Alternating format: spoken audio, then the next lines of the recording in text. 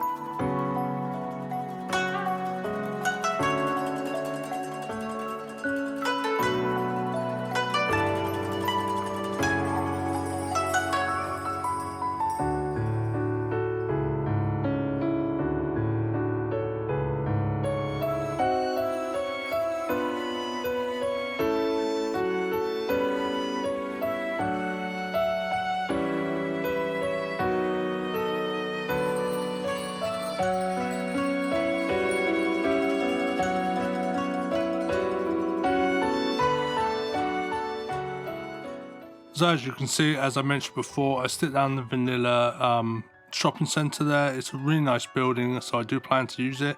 I'm going to do a bit of PO work and make it look really nice and more Japanese.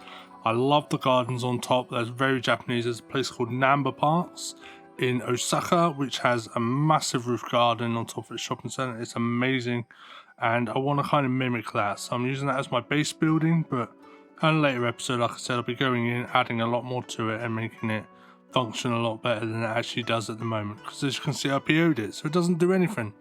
That's mainly get rid of the parking, but also now it doesn't give me garbage. So just moving on to the bit next to where we just built here. This is going to join the two areas together, from that little filler area I did there with all the shops to where I built Tokyo Tower in the last episode. And I get to use some buildings here that I've wanted to use for a very, very long time. I finally get to put them down, one of which is this amazing building, which we'll see in a minute, and I will point out to you when I see it, because it is absolutely fantastic.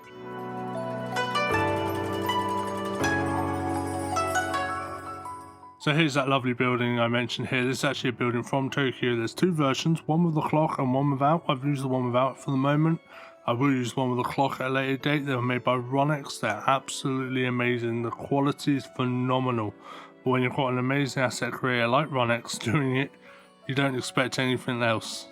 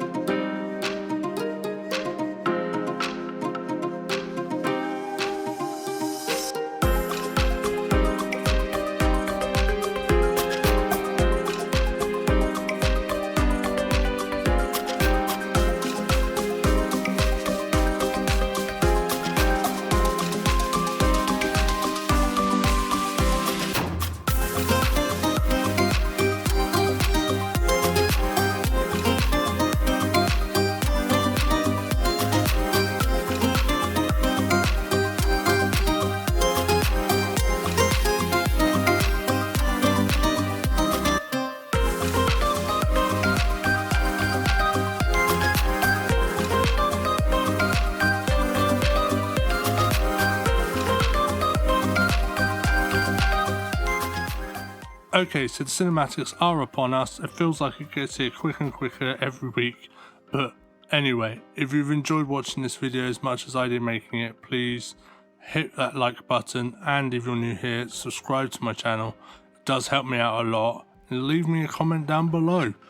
I love reading them and I love replying to them. It just makes my day to see some of these lovely comments that I do receive on my work, and makes me feel like it's all worth the effort that I'm putting into it. If you wish to support me and my channel, please head over to my Patreon. Link is in the description below, where you get early access to all my videos and assets, and also on one of the tiers, which I believe is tier 3, you can get your own business in the city as well, which I'll name after you, and create a custom sign, as you saw I did with Usually Working Waterworks. So if you have enjoyed this and you wish to support me, head over to that link in the description now. Along with that, there will also be early access to the Judgment episodes as well, along with Patreon exclusive making of series as well. Depending on when this is released, you may have seen that, you may not have seen that. It all depends on when I release this video along with the Judgment series. But once again guys, thank you very much for joining me here in Kyū shigai, and I will see you next week.